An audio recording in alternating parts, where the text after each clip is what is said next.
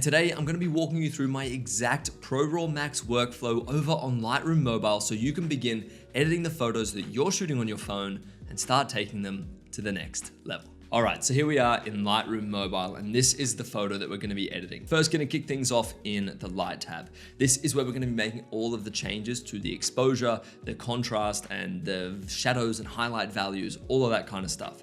Now, I would say 99% of the time, your iPhone's going to nail the exposure, but even in this shot where it has nailed the exposure, I want to tweak things just a little bit. I want to make it a little bit more rich and contrasty and moody, and we can do that inside of the Light tab.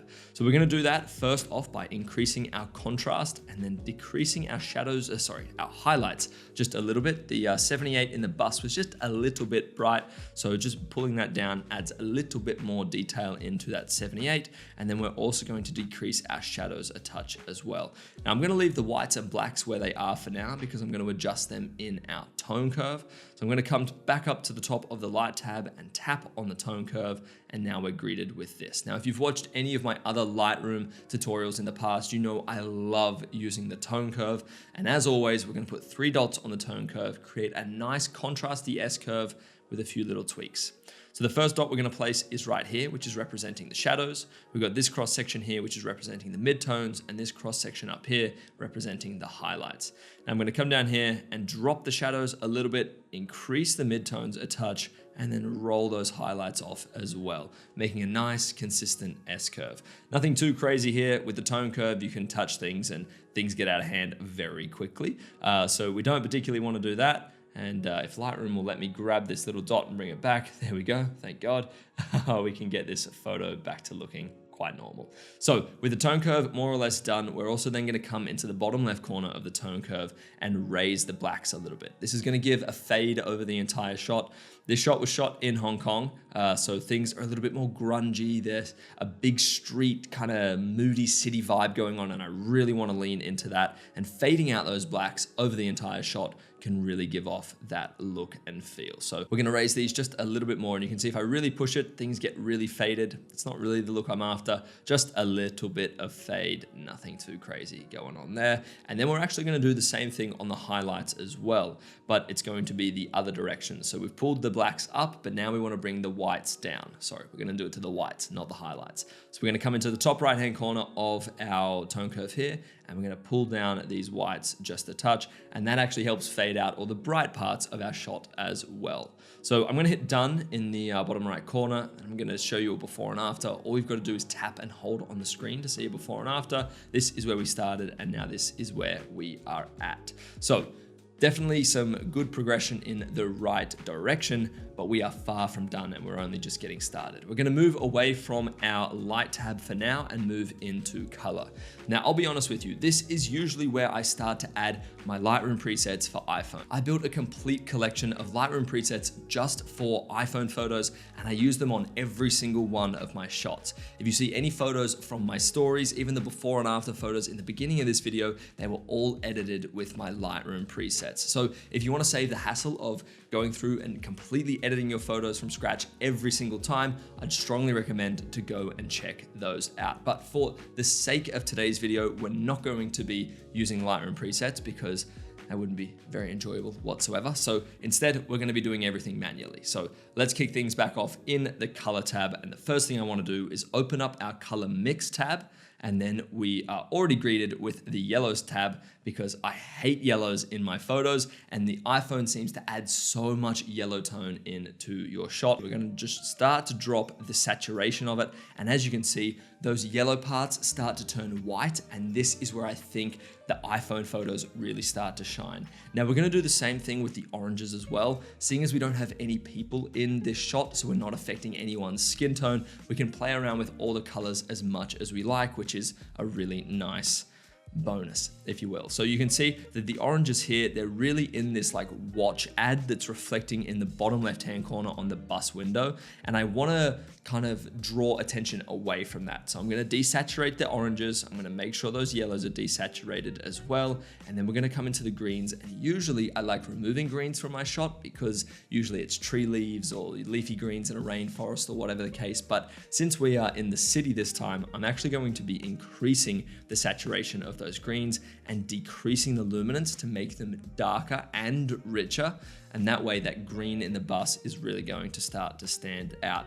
With that being said though, I am going to start to move the hue of the greens a little bit more over to the blue side to make them a little bit more neon aqua looking. And I like the look that we are starting to create. So I'm then going to move into my red tab here and see how much red we can pull out of the red circle around the 78 logo on the bus. If I increase this, you can see we can definitely pull quite a lot of that red out, but it gets a little bit too saturated as I pump the slider way too much. I'd never recommend to just boost the slider to 100. That's usually where you're going to start to see your image begin to fall apart. So I would always kind of maybe never go above 75% of a slider, and you should be good in that safe zone. With that being said, I want to take our reds away from the orange side of the color spectrum. So we're going to move these towards the more pink and purplish kind of side. And this is really going to change the hue of that 78 in there. And then we're also, are we going to decrease or increase the, I think we increase the luminance, make that red really pop. The brightness of that red, we really want it to stand out. And then that's more or less the complete color mix tab section wrapped up. There aren't too many blues in this shot. As you can see, if I reduce the saturation on the blues a lot, there aren't many changes in the shot, and same if I increase them. So I'm happy to kind of leave those as is. Same with the purples, not too much going on. And then same with the magentas, maybe a little bit of magenta in the 78 logo there. So we might increase the saturation on them just slightly, but things are starting to really shape up. If we have a quick look at a before and after now, you can really see that this image is beginning to take shape, but we're not done in the color section just yet. We're gonna move into the temperature sliders here, and I wanna just cool this shot off a little bit. I wanna give it more of a moodier nighttime neon feel.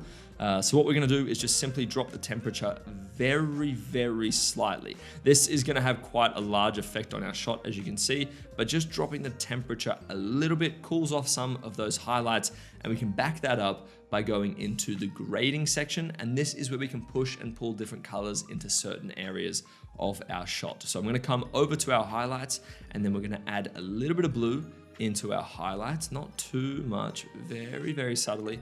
And then we're gonna do the same thing with the shadows. Just gonna add a little bit of blue here, nothing too crazy. I would say that is starting to look pretty nice. I'm just gonna come back into the color mix tab and make sure we're killing off quite a lot of those yellows. I really don't want them coming through whatsoever. And I would say now our color workflow is more or less wrapped up, and we're actually getting towards the end of our edit. As you can see, we've made some really good progress here, but we still have one main tool that we're gonna use to really take this photo to the next level. So finally, in our little suite of editing tools down here, we're gonna jump into the effects tab. I'm gonna drop the clarity. I do this on all iPhone photos, as I find iPhone photos just seem to be a little too sharp, which sounds strange, I know. But I like to just drop off the clarity a little bit, and same with the texture. Kind of gives a little bit more of a bloom on the highlights, and I really like that softer highlight look. And then we're pretty much done. Actually, maybe we could add a little bit of grain to this shot. Maybe just a little bit, leaning into that grungy vibe I was talking about before. And now we get into the fun part, which is the masking side of things. Now, Lightroom Mobile is a free app. You can download this for free, but you don't get all of the features inside of Lightroom. So I believe the masking tool is a paid feature, but if you don't have the masking tool, the best kind of way you can get around this is by using the vignette tool. It's nowhere near as customizable. You can do maybe 2% of what you can do in the masking tab, but if you don't want to pay for Lightroom, it's a nice little option. I love adding a simple vignette on my photos. Usually it makes the subject in the middle of the scene stand out, and I'm done with it. But since we do pay for Lightroom, we can use the masking tab. And if you are paying for Lightroom, I would strongly recommend you use the masking tab as well, because you're about to see exactly what we can do. So the first thing I want to do is add a vignette, but it can kind of be a custom size and we can really fit it to this image instead of just darkening the corners of the shot. So what I've done here is I've added a radial filter onto our shot, and then I've come to the bottom left-hand corner, this little button right here, and I've inverted it. And what that's done is it's selected the outside of the radial filter instead of the inside. And then we can come to the light here, and the light tab here, I should say, and we can drop off that exposure. That really helps that 78 stand out quite a lot. Now, what I will also do here is jump into the color tab and desaturate some of the outside of the shot as well, just to make it even less prominent and even less noticeable. So I'm gonna hit the tick in the bottom corner there, back open into the masking tab, linear gradient from the top. This little part of the building, I really don't like. It just is kind of messy and doesn't look all that great. So what I've done is added a linear gradient. I've selected out that part of the wall, and then I'm going to open up this and just drop the exposure. And I'm going to do the same thing, come in here and drop the saturation. We could probably push this exposure even a little further. And just like that, we're starting to really kind of isolate certain parts of the image to kind of turn them off, if you will, to make other parts of our image stand out a lot more. And that's what we're going to continue doing. We're going to add another linear gradient up from the top here to kind of dial back that watch ad reflecting from the bus window. And we're just going to drop the exposure of that. We also might drop the shadows and increase the contrast, because when you drop the exposure of certain parts of your image, especially if they have highlights in them, I find that you get a bit of a weird look. So adding a little bit more contrast and just dropping the shadows at the same time can sort of negate that from time to time. But I think things are looking good. We can come in here, drop the saturation once again.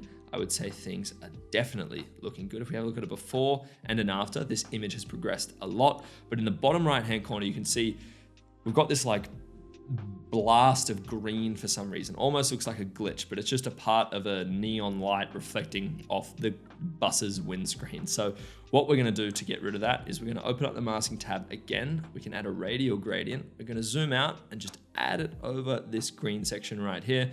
Now, if there were other colors around this green blob that I wanted to save, I would mask it out using a color range, but I don't need to do that because I more or less just want to turn off that bus's windscreen. So all I have to do here is open up the color tab and then just drop the saturation of this.